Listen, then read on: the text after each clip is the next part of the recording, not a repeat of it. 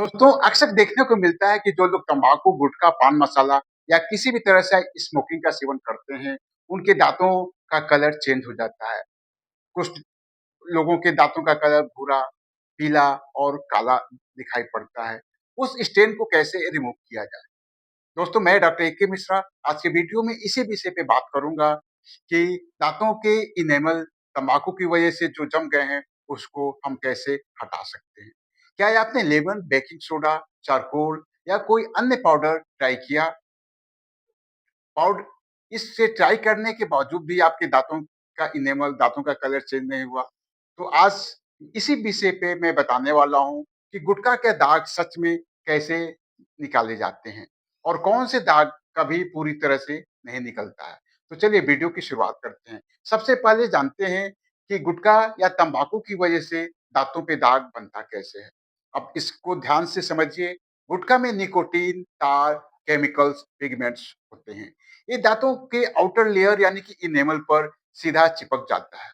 शुरू में ये सिर्फ सरफेस स्टेन होता है, लेकिन अगर आदत पुरानी है, 5 साल से लेकर के 15 साल हम बहुत लंबे समय से तंबाकू का सेवन करते हैं, तो दांतों के इनेमल के अंदर तक ये घुस सकता है। इसलिए 1 से 2 साल वाले और 10 से 15 साल वाले तंबाकू या गुटखा यूजर्स का दांत अलग-अलग दिखाई पड़ता है।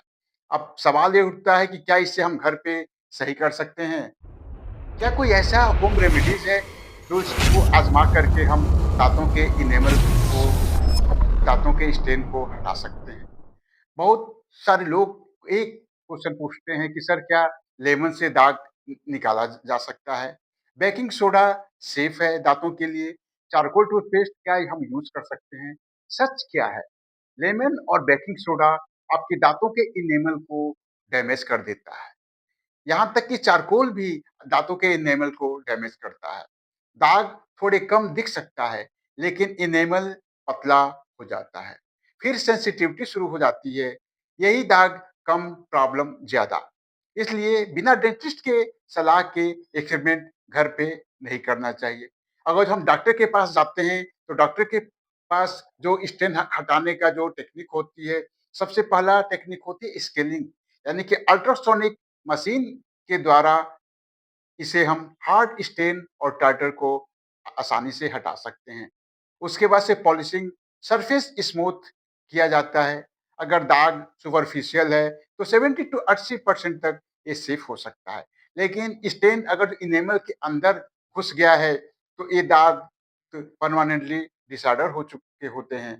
तो फिर ऐसे मरीजों को व्हाइटिंग या फिर कॉस्मेटिक ट्रीटमेंट की आवश्यकता पड़ती है।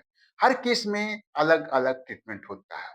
अब सबसे बड़ी सच्चाई, मैं आपसे सबसे सीधी बात कहूँगा, चाहे आप कितनी भी स्केलिंग करवा लो, अगर आपने किसी तंबाकू का सेवन करना नहीं छोड़ा, तंबाकू नहीं छोड़ा, तो दाग फिर से वापस आ जाएगा।